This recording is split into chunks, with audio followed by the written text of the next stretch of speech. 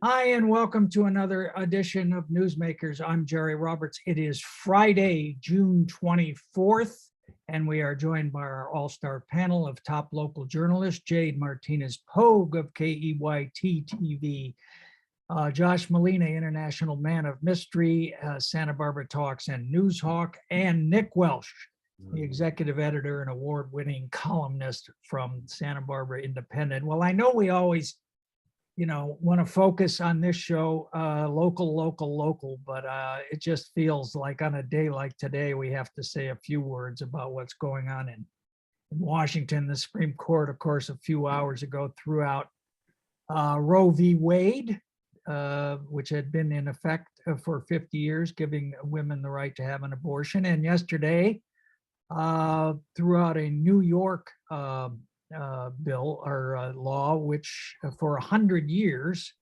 had helped keep people from packing weapons in crowded places. So basically, they've outlawed abortion and also gun control. That said, Jade, I know you've been talking to some people locally. I want to look at these through a local lens. It wasn't a huge surprise that this happened because of the draft opinion that had been leaked a while ago. What are local supporters of abortion rights saying? Well, I think it's interesting because in California, obviously, I don't think California residents are too worried for themselves. I think it'd have to be some really crazy thing for something to happen in California to get women's or people's abortion rights taken away here. But just for abortion clinics like Planned Parenthood and some other private ones, I know at least Planned Parenthood is expecting to see an 1,000% increase in people coming to their clinics for abortion services from Texas, any states really between East Coast and the West Coast. That's kind of, I think, where this is affecting people most. And it's going to create a lot more demand for services here locally. And obviously, people are going to have to work hard to accommodate that. But I just think it's really interesting because for years, I've grown up hearing, this case could take away Planned Parenthood funding. This case could take away abortion rights. And it never has actually happened until this point. It's always just kind of talk. The Supreme Court never actually decides to take a case that would effectively overturn Roe v. Wade until this one. So I think the fact that the court even took it is insane. Yeah. And I mean that you make a good point. Of course, this isn't really going to affect residents of California. In fact, the governor, I think, was out with the governors of Washington and Oregon this morning, saying the West Coast is kind of a safe zone. So, I mentioned at the beginning, this sort of tension between local news and national news. How big a deal is KYT going to make on this? What are you planning? We have a lot of coverage tonight. Tonight's coverage is initially just going to be reactionary. So the rallies in San Luis Obispo and Santa Barbara counties, we have a story focused on that, like the Planned Parenthood Democratic Party angle. We also have a reporter working on a story talking to some members of the Republican Party, some churches, to get their reaction too. I've actually played a pretty big role in the planning the coverage for our station. A few weeks ago, I started compiling a list of sources, professors, historians, legal experts for our reporters to reach out to. And I think we'll see more of the little niche angles coming out over the weekend and into next week as we have more time to talk to people and as people really get to process what the decision means. And of course, I guess there's a big rally at the courthouse at 5:30. I imagine you'll be live from that. And then Nick, the other thing the court did this week, of course, was to throw out, and we've talked about it the last couple of weeks, this New York gun control law, which had required pretty strict um, approvals from law enforcement to carry a concealed weapon. Now, it's open season, and I know Josh was looking at that 44 special this morning, and you're looking at Derringers and stuff, but this is going to affect California, is it not? This one will definitely affect California. California is one of 7 states where the rules that were challenged and the constitutionality were challenged apply. Right now, if I want to get a concealed weapon permit, I have to go to Sheriff Bill Brown. He has to make the finding A, that I am a person of good moral character. Now that part of the requirement stands. The second finding he has to make is that I have some special need above and beyond the protection law enforcement affords me otherwise for this extra protection. And that is the part that Justice Clarence Thomas said won't fly. He said, if you have to ask government officials for a constitutional right, it's not a real constitutional right.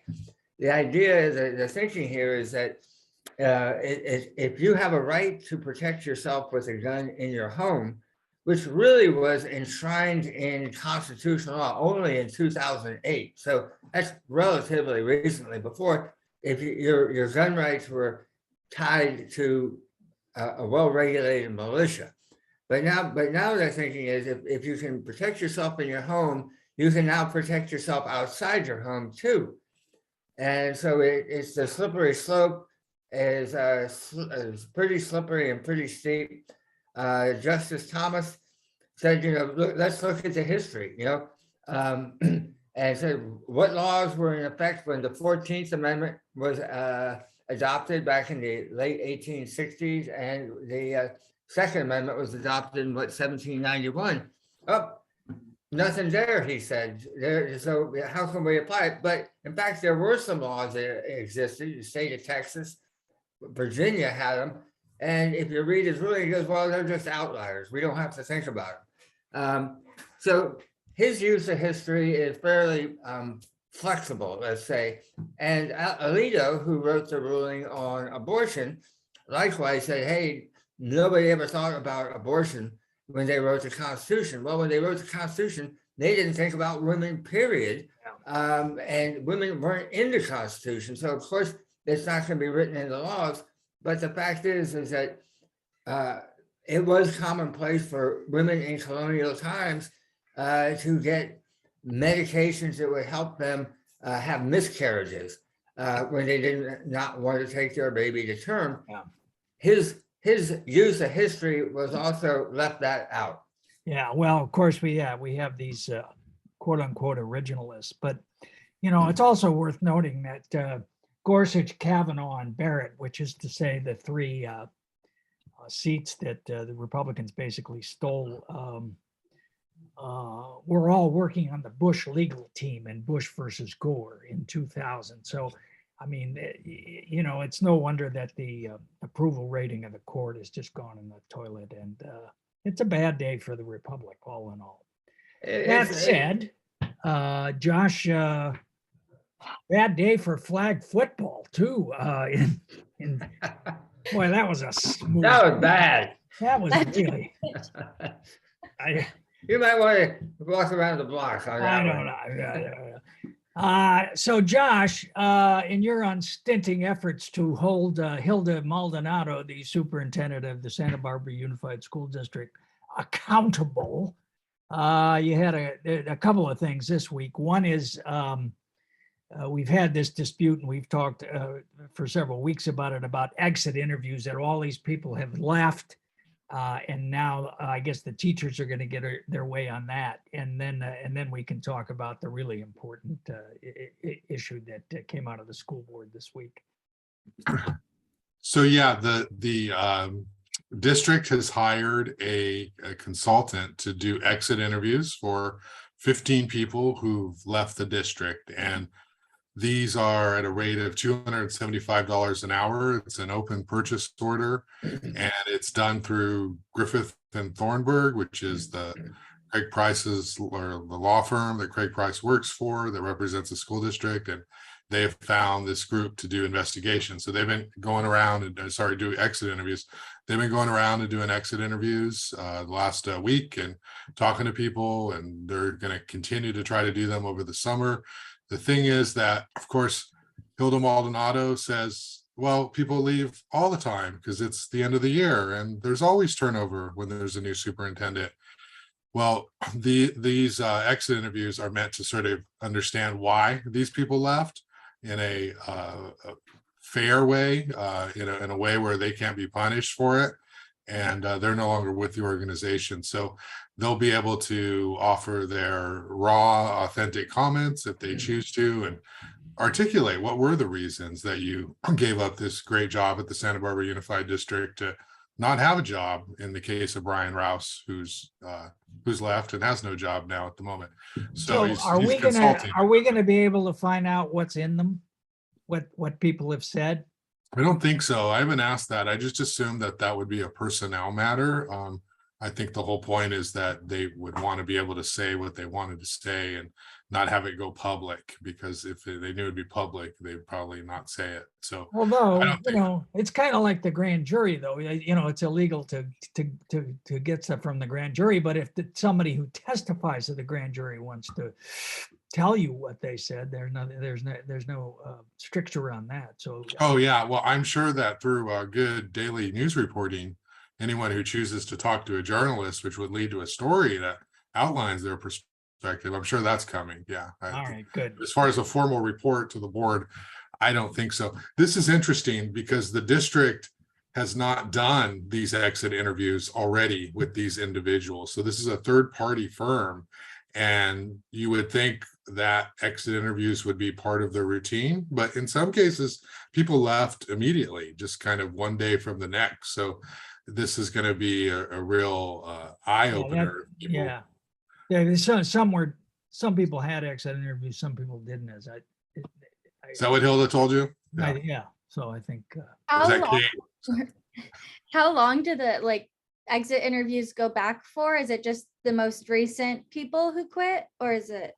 Well, I asked, and the spokesman said that it was for 15 employees. So I'm assuming that's the same 15 that the teachers identified in their demand letters to the district when they were protesting out in front of the headquarters. So I assume it's those. I've reported those names in my stories.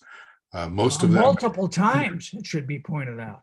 Yes. Well, someone told me a long time ago that heavy breathing and, daily maintenance has an impact. So I don't know where I heard that from, but I don't know. All right. And then the story that everybody talked about, and I think got much better readership on Newstalk than your exit interview story, is this couple that started the flag football league a few years ago and has been playing on the field at Santa Barbara Junior High, has gotten the boot.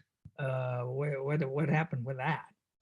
Well, it's an interesting situation because we don't have enough youth sports fields for recreation in Santa Barbara, which is astonishing. I mean, if you think about it, it really. Yeah, we just don't have it, and so Gersh Park is a great place for baseball and AYSO. I mean, you spend a lot of time at Kenzie Park, and that's baseball. It's like these little patches all around town, but we don't have sort of this sports complex. Well, this couple, Ted and Nevin Pallid, they came into town. They started this flag football league. They call it Friday Night Lights. I think they started 2016-ish or something like that.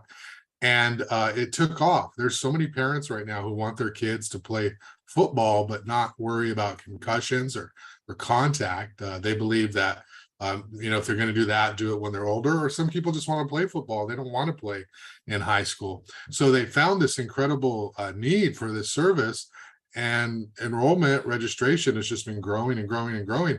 It's co-ed, right? So it's not just something for boys. It's for anyone who wants to sign up. It's kindergarten through 8th grade. They're going to be doing a 9th grade one eventually, but there's been some friction between the high schools there because they don't want to lose people to flag football.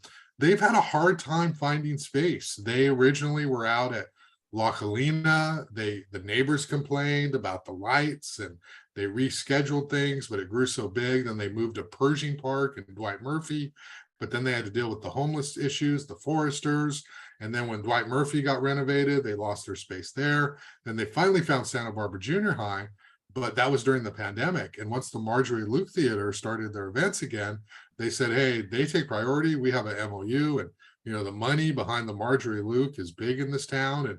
And from these high rollers, they're not thinking that family, 700 families are out there playing flag football every Friday night during the fall and the spring. So it's easy to be like, it's really a parking issue. I mean, nobody's against flag football, right? It's just where you Yeah. park, and it's scheduled. The families are there for about an hour. Yeah, so it's easy to be like, oh, flag football, let's talk about more important issues. But the real issue here is we don't have enough space. We don't have enough fields for our youth to be able to participate in these types of activities. So the district essentially said, we're not going to give you permits for the fall and the spring. That you want things on Friday night. Marjorie Luke has events Friday night, and we have an MOU, so they take first priority. And Ted and Nevin are freaking out, and they're like, "What are we going to do? We already have people signed And up." what about Sundays? Couldn't they play Sundays? Yeah, well, they have played some of the games to alleviate the Friday parking pressure on Sundays at Santa Barbara Junior High.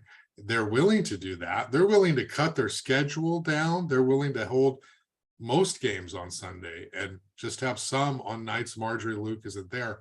The problem is, and this is more controversial, is that the Friday Night Lights group, Ted and Nevin, they're not like rooted in the whole culture of youth sports yet. AYSO generations, you do AYSO, Little League, Pony Baseball. People, you say these things and it's like a part of a culture for a lot of people. When you talk about Friday Night Lights, people talk about high school football, don't necessarily think flag football. So there's a lack of awareness of how popular this organization is, because a lot of decision makers, it's such a new program, they didn't have kids growing through it. YMCA does offer flag football, but it's a much smaller program. The real question here, Jerry, is the district going to find a place for the Friday Night Lights organization to play?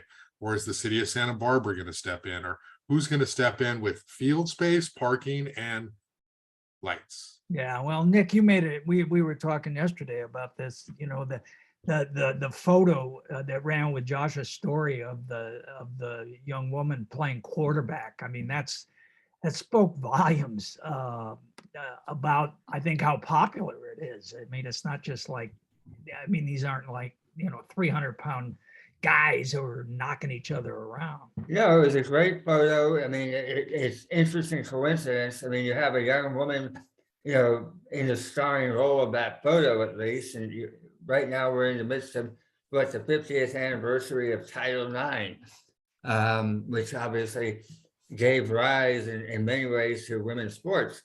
And you have 700 people in this league. That is a lot of people, and that's a lot of popularity. And it just seems that if you want to solve the problem, you can. And there is a shortage of field space, but there's enough space that you can make it happen if you have 700 people who want to play. Yeah. Now, well, this one isn't over yet. Jay, did you play flag football in junior high? We didn't have flag football. No? I played it in PE, but not like, we didn't have a flag football league. No. What else did you play? Soccer.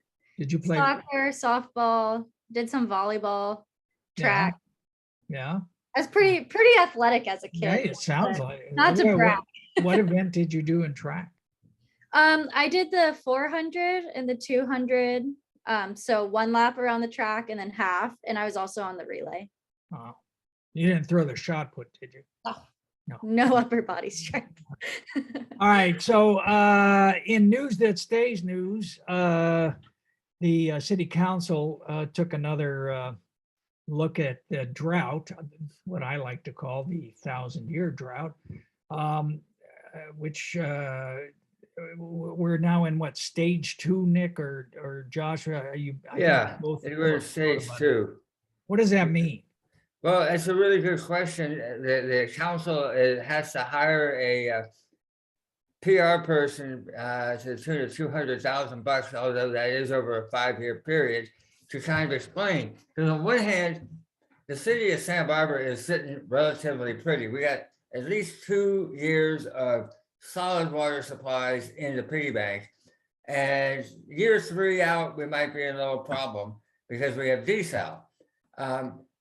But meanwhile, the state, which 95% of the state is in severe, extreme, or extraordinary drought circumstances. And the governor said, you guys are not cutting back nearly enough. We need to see some action. If I don't see action, I'm coming down on you. And so he's imposed a stage 2. And so the city of Santa Barbara, we're going to be good sports and go along with your cutbacks. Oh, But at the same time, we don't really need to cut back. So they adopted a stage 2 system without any specific target to it. Because really the city of Santa Barbara is okay. The other issue is that, you know, the cutbacks are, they want 15% from the year 2020. And that's 15% cutbacks of water consumption. The city of Santa Barbara said, dude, we have cut back 25% from what we were doing in 2013. So we never ramped it back up. We've always been down here. So if we have to now abide by this new rules, we're going to be at somewhere like 38% cutbacks, which is ridiculous. We were at 40% at the very worst stages of the drought when Lake Kachuma was all but empty. Yeah. Josh, you know, Santa Barbara does have, I think, the most water conservation, as I recall, at least residential, of any city in the state. And I have to say, I think a lot of that was due to Helene Schneider when she was the mayor. Isn't she really picked up this issue and ran with it? Is there anybody on the city council that's really sort of paying attention to this, which, you know, could be almost as important as flag football? I don't know. Well, obviously, Councilwoman Megan Harmon, Jerry, is at the forefront of Who this. also worked for Price and Thornburg, we should say. But anyway, go ahead. No, I think they're all conservationists. Probably Councilmember Kristen Sneddon is the one who talks most often about the importance of conservation and climate change and the drought. And she's the biggest environmentalist of the group. So And I she think they also all serves- get it, though. She also serves on the Kachuma Operations and Maintenance Board, which incidentally is for the first time ever made up of all women. So the issue now is what you call water buffaloes if they're women, because that typically was the good old boys on the Cone Board. We haven't figured that one out yet. But What do you call a water buffalo? Buffalo, I don't know. Okay, But all right. Christian Anyway, was very Josh, much on it, and Michael Jordan, he was on the Regional Water Quality Control Board till they kicked him off, or said you don't need to reapply, I think is how it went. And then Eric Friedman is on the South Coast, whatever the heck it is, it's involved with state water. So you have 3 pretty smart, savvy people up on the council who should know their water inside and out. yeah, Jerry, can I ask Nick Welsh a question here, please? Oh, It takes please. 1 second. please. Okay, so I get these emails every time I write about water. I'm sure you do too. Maybe you can answer, because I've tried to answer, but maybe I'm wrong.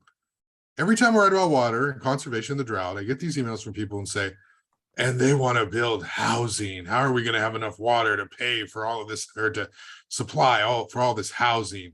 That's another reason they need the $200,000 for messaging, because that was actually, it came up a lot at the city council, but I got so hamstrung trying to make a stupid point early on about Michael Jordan watering his blueberries with a hose naked.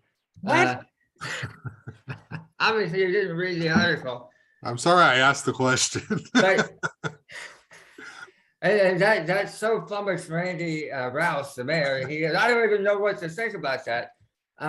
He said, But really, blueberries. one of the issues that the council is going to have is just that. Yeah. Oh, we're supposed to cut back this and we're supposed to cut back that, and how are we going to do housing?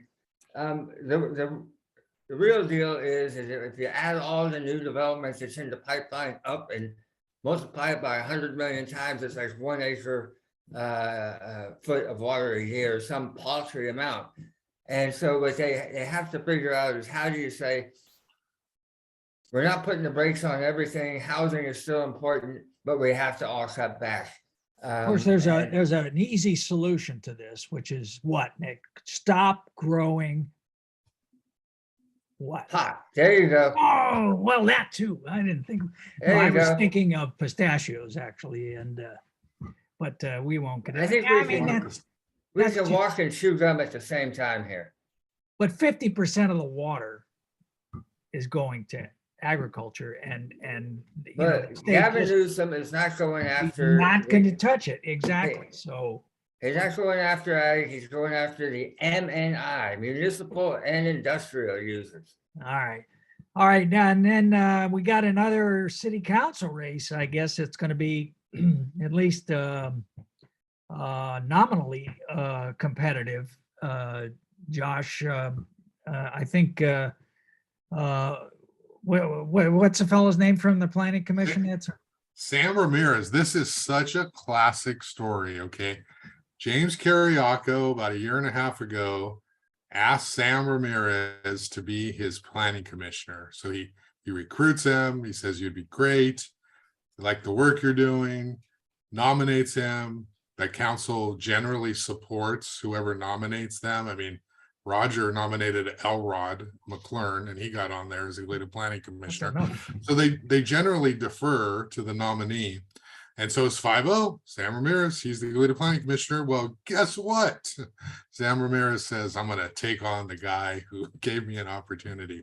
So it's no judgment. It's just a good story. It's just like, wow, I can't believe. Well, James was kind of offended by it. I from what I hear, he was or Yeah, hurt, I mean- maybe is the Maybe one could say, well, James, you obviously supported him and you want him to win and he's good, but oh, he challenges you and all of a sudden he's not good. I guess you could make that argument.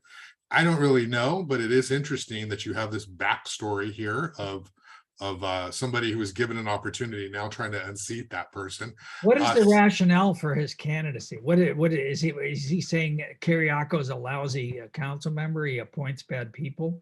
Well, he served 2 terms on the Delano City Council, 8 years. He was elected at 24, Central Valley. So he's a politician. He is experienced. He currently works for the city of Santa Barbara as a human resources analyst. He used to be a SEIU negotiator. Now he works for the city, the city side. So his rationale is, hey, Goleta's got a lot of issues, right? And I need to go in there and fix them. A lot of that newbieism that people have, they arrive, and he's been here a few years, but they look around and say, why is that happening? I guess I better be the one, not realizing, like, everyone's been working on this for years, but he's going to have to make a case for around Old Town Goleta. He's going to have to be more familiar. But the thing is, Sam Ramirez is a smart guy. He's a good guy. He's definitely got something to offer, but politically, you're not going to beat James Carriaco. It's not going to happen. James has the endorsement of every possible person in politics on the planet. And Except for Sheila Lodge. He didn't call Sheila Lodge. I think Yeah. Sheila supports him now, but She my point is supports he's him, put but in the she- work and people know who he is. And remember, this is not a job interview. Like, you're not gonna like, hey, I'm more qualified. That's not what we're talking about. It's people know you. Do you have the work? James will raise a ton of money. Sam's a great guy, but there's something to be said for timing and patience. But then again, it's a district election. It's going to come down to 1,000 votes, and who knows? Nick, is he going to win? What do you think? Well, wait a minute. Before you go back to Nick, I can hear our friend Wade Cooper throwing things at the screen right now, Josh, because is Oh, he not? absolutely. The Is he phone not- is ringing off the hook. Is he Wait, not Whoa, Wade Cooper it's has Wade it. right now. Oh, sorry, Wade. quarterback? Go Dodgers. Yep, there's Wade. I like you, Wade, a lot. I like you a lot. No, Well, yes, Wade. he's running Sam, right? Yeah, so Wade's running. Sam, Wade's argument and Sam's argument is that this isn't a citywide thing, it's a district. Sam is Latino, it's a majority minority district. He looks like the district. He's gonna work hard, he's gonna knock on doors. It's a small contest. And he's like, look, I know your issues. And in a smaller contest, he believes Sam has a chance here to pull it out. I don't pull it off. I don't really know. I mean, my experience says James is going to win this thing and probably pretty handily, but who knows? Well, not if the independent endorses Sam, Nick. What's the thinking there in the boardroom these days? In the smoke-filled rooms, Yes. behind closed doors, we haven't gone into them yet. Yeah. Well, that's good. There's two good races. To And remember when Goleta, you couldn't get enough candidates to run? You know? Yeah, yeah. It's kind of cool. Yeah, Luce is going against Roger, who's been on Seven. forever, right? He's been on council. He's been there since 2006. I would like to note Sam Ramirez did an exclusive interview with me on my podcast, Santa Barbara Talks, Jerry. And if you watch it, you can hear about his whole candidacy, and any of your viewers who choose to watch and subscribe to see the kind of stuff Jerry doesn't zero in on. Plenty of free parking. Okay. Then real quick, just a couple of quick things. Nick, your piece on the bike mapping project was, of course, of interest to all of those who can't stand bikers and so want to go to those places. What's a story? with that? They would, yeah. People are gonna read those maps differently. They're gonna go, where can I find a lot of bikers so I could run into them? Yeah, that was a story. It was a woman named Trislan Nelson who was taking an endowed chair in the geography department, may wind up becoming the first woman chair of UCSB's geography department, and she is a certified bike freak and is never as happy as when she's riding her bike. She's also a GIS specialist. So what she does is she plots dots on the map as to where bicycle accidents are most likely to happen. She's discovered that official reports tell about 20% of the story. And there's a whole lot of accidents that happen that are never reported to the police or the hospitals because it doesn't go that far. So she's crowdsourcing to get a better idea. Her idea is that by having a clear understanding of where the peril points are, public works departments will know where to spend the money to make bicycle riders feel safer. She is very much a believer in bike lanes that separate from cars from people. She is, I will say, she very much understands the fact that people really don't like guys who are out riding in Lycra, particularly 2x2 down the lane. And she understands that the wheelie poppers have got a Especially guys my age in life. your age, yes. Actually, you. People who get irritated that kids are having too much fun on their Who bikes. are like bald on top with those little ponytail. Yeah. And then you have the Mesa rats on their e-bikes who are like marauding. Boy, a through. lot of e-bikes you see now. I So mean, there's a lot of hate out there, and she gets that. She says, here's the deal. You can educate, you can enforce, but what you really want to do is separate.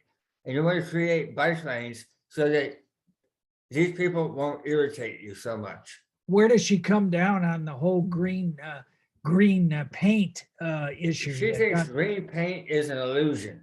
That the green paint, you have the strong and fearless riders, and they don't care what you have. Then you have the concerned and interested riders, and if you don't get the risk-adverse riders comfortable, they won't be on the road, and climate change will destroy us all.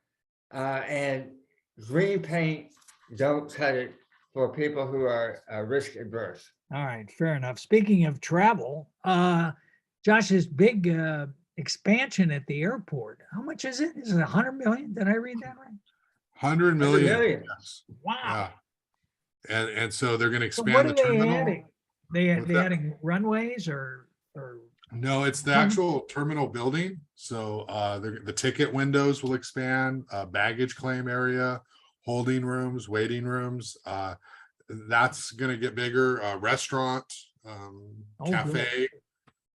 They're planning for an increase in passengers and enplanements, as they call it. The big thing, though, is they're building a multi-level parking garage. There's up to 1,400 spaces. So they didn't have any drawings of this. It's still in the, even though it's oddly approved in the master plan, and they've done environmental review, they hired a firm to go out and go design it, and that's what they did on Tuesday. But our little airport, Jerry, is just getting bigger and bigger. And that's amazing. That's a lot of money. And the airport, remind me though, is what, an enterprise department? In other words, this is not coming out of the budget, right? 100. Now, this is an enterprise fund, and most of this money is being funded through grants. It's not through, the services people pay for at the airport. It is an enterprise fund, and right now they funded for the consultant to be hired. But it's a big deal. That airport's going to look a lot different. There's an overflow lot. There's not enough parking now. People have to park on Hollister. So the goal is that all the services will be closer, because they're redoing everything, even the private terminals, the Signature and the other one. Those are all changing in the next few years. All right. Okay, let's leave it there with Josh. Who you got coming up on the podcast? I know Sam Martinez is sitting there in the queue right now. Jerry Ramirez. Sam Ramirez, sorry. I got Jay Higgins, Santa Barbara Planning Commissioner Jay Higgins, who's not running for reappointment. He served his 8 years, and we're talking about housing, the hotel, possible moratorium, and the commercial vacancy tax, which How about cannabis? He is a major, cannabis is a massive part of his practice in terms of getting cannabis operations permitted. Really? Well, see, Nick, we're doing a part 2. We'll bring Okay. that later. Wow. Housing. So do you think Barrett Reed will get his seat on the planning commission? I don't think so. I don't know. I haven't been watching those. They're currently interviewing for positions now. I haven't been watching any of that, but we'll see. I don't think he's applied. Yeah, Jerry, you're grumpy enough. You could go on and apply for the planning commission. Yeah, position. You might have a few conflicts of interest, though. No, I just would text Mayor Lodge the whole time and ask her what I should be, how I should. Jerry's more of a historic landmarks commission member, I think. Yeah, Jerry, get off my lawn. And Nick, anything new in the Gabe Escobedo chief Barney Malekian don't invite him story? Yeah, not that I know of yet. All right. Sounds like something might be coming. Something might be. All right. All right, guys. Thanks, Josh Molina and Nick Welsh. Thank you all for watching. Bad week, but don't despair, because something good will happen. Maybe. Hey, Salud Carvajal got his thing through, yeah? Oh, did we forget to talk about that? We forgot to talk about that. Well, I'm sorry. I apologize, because you went off on abortion so much. That's why I had a pivot to Josh on flag football. So yeah, salute. That is true. There is It's a the huge thing that deal. happened. There was bipartisan gun safety legislation. Hey, they got 65 votes, 5 more than they needed to beat the filibuster. And it's the first gun control measure in 30 years. And Salud Carvajal had a big chunk of it. And that was the red flag piece. Red flag. Yeah. Okay. Well, congratulations to him for that. As you know, I dislike his fetishization of bipartisanship. You just don't like it because he smiles all the No, time. I don't like him. Anyway, congratulations. Anybody who's to happy Salute. like that. And besides, Salute got the headline on his red flag thing last weekend on my blog about the show. So You know. And he probably didn't even thank you for it either. No, Did he? he didn't. He really didn't. And neither did Ian. But, you know, we'll talk about that another time. All right, guys. Thank you. Thanks All for right. listening. We'll Bye. see you.